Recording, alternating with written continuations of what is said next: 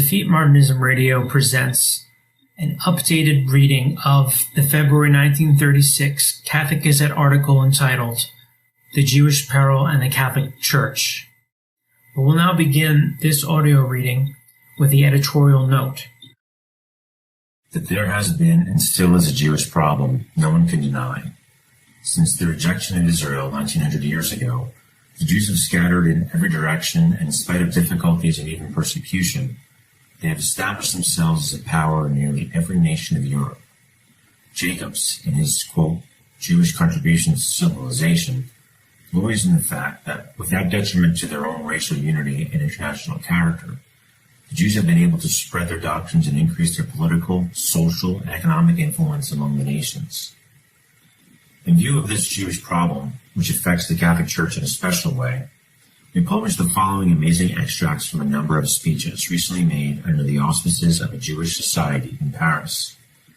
The name of our informant must remain concealed.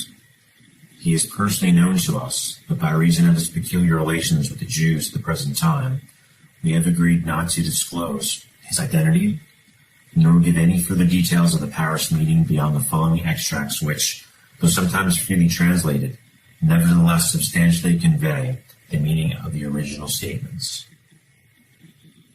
Now we begin the main body of the article.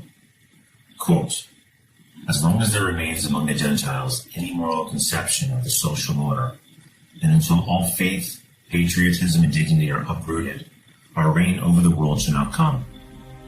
We have already fulfilled part of our work, but we cannot yet claim that the whole of our work is done. We have still a long way to go before we can overthrow our main opponent, the Catholic Church. We must always bear in mind that the Catholic Church is the only institution which has stood and which will, as long as it remains in existence, stand in our way. The Catholic Church, with her methodical work and her edifying and moral teachings, always keep her children in such a state of mind as to make them too self-respecting to yield to our domination and to bow before our future King of Israel. That is why we have been striving to discover the best way of shaping the Catholic Church to our very foundations. We have spread the spirit of revolt and false liberalism among the nations of the Gentiles, so as to persuade them away from their faith and even to make them ashamed of professing the precepts of their religion and obeying the commandments of the Church. We have brought many of them to boast of being atheists, and more than that, to glory in being descendants of the able. We have given them new theories, impossible of realization, such as communism, anarchism, and socialism, which are now serving our purpose. The stupid Gentiles have accepted them with the greatest enthusiasm, without realizing that those theories are ours, and that they constitute a most powerful instrument against themselves. We have blackened the Catholic Church with the most ignominious calumnies. We have stained her history and disgraced even her noblest activities. We have imputed to her the wrongs of her enemies, and have thus brought these latter to stand more closely by our side. So much so, that we are now witnessing to our greatest satisfaction rebellions against the Church in several countries. We have turned her clergy into objects of hatred and ridicule. We have subjected them to the contempt of the crowd. We have caused the practice of the Catholic religion to be considered out of date and a mere waste of time. And the Gentiles, in their stupidity, have proved easier dupes than we expected them to be. One would expect more intelligence and more practical common sense, but they are no better than a herd of sheep. Let them gaze at our fields till they become fat enough to be worthy of being immolated to our future King of the world. We have founded many secret associations, which all work for our purpose, under our orders and our direction. We have made it an honor, a great honor, for the Gentiles to join us in our organizations, which are, thanks to our gold, flourishing now more than ever. Yet it remains our secret that those Gentiles who betray their own and most precious interests by joining us in our plot should never know that those associations are of our creation and that they serve our purpose.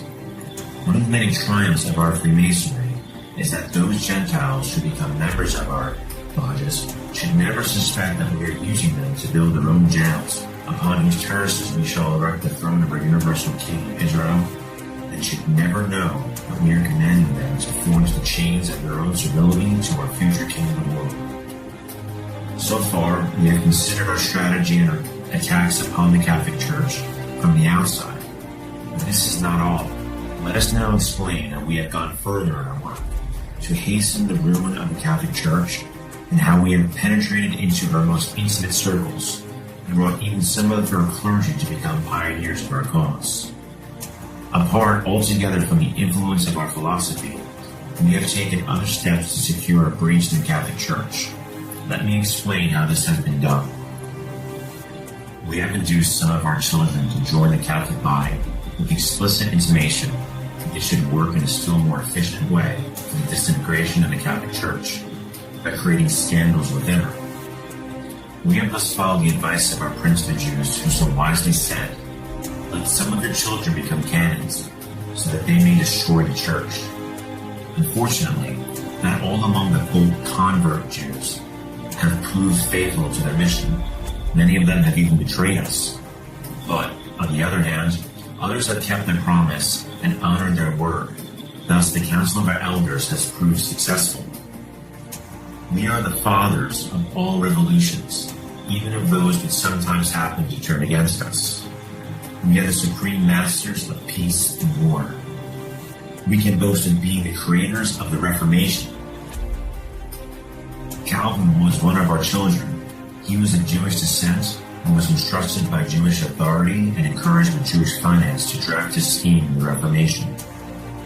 Martin Luther yielded to the influence of his Jewish friends, and again, by Jewish authority and with Jewish finance, his plot against the Catholic Church met with success. Thanks to our propaganda, to our theories of liberalism, and to our misrepresentations of freedom, the minds of many among the Gentiles were ready to welcome the Reformation. They separated from the Church to fall into our snare, and thus the Catholic Church has been very sensibly weakened, and our authority over the kings of the Gentiles has been reduced almost to naught. We are grateful to the Protestants for the loyalty to our wishes, although most of them are, in the sincerity of their faith, unaware of their loyalty to us. We are grateful to them for the wonderful help they are giving us in our fight against the stronghold of Christian civilization, and in our preparations for the advent of our supremacy over the whole world and over the kingdoms of the Gentiles.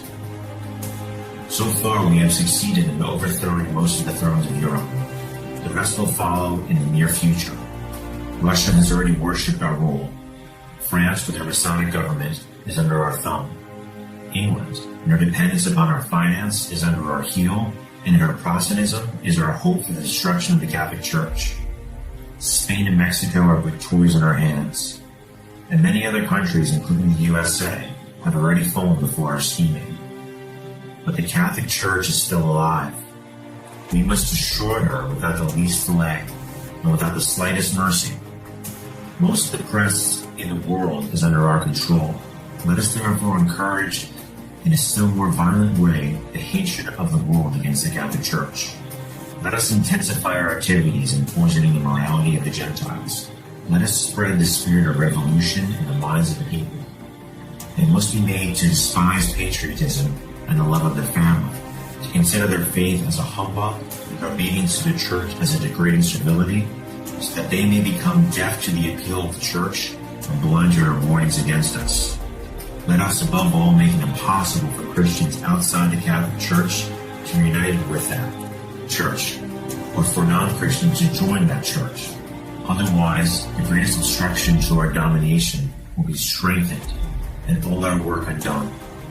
Our plot will be unveiled, the Gentiles will turn against us, and the spirit of revenge and our domination over them will never be realized.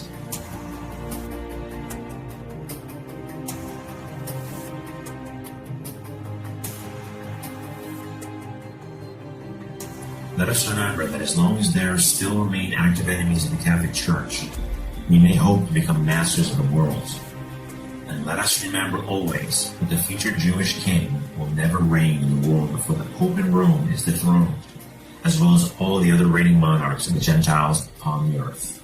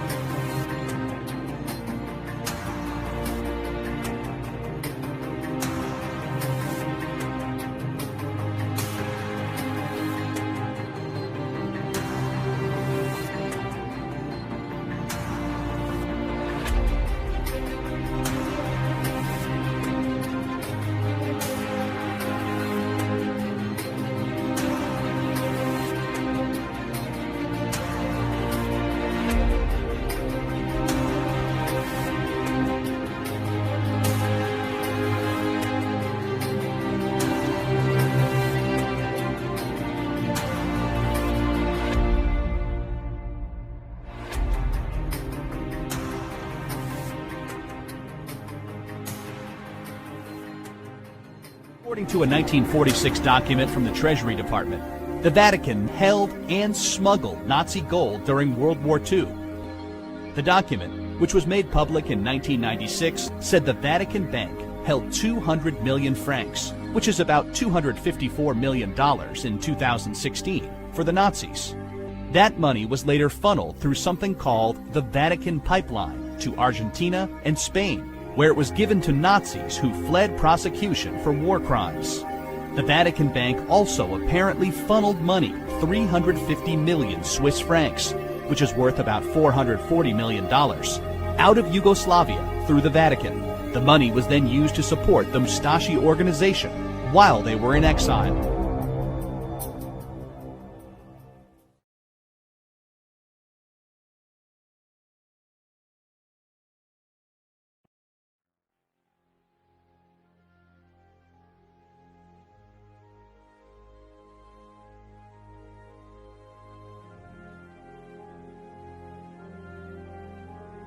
And under varying forms, this indispensable structure of regional groupings is coming into being, which is already a vast reality on the other side of the Atlantic Ocean.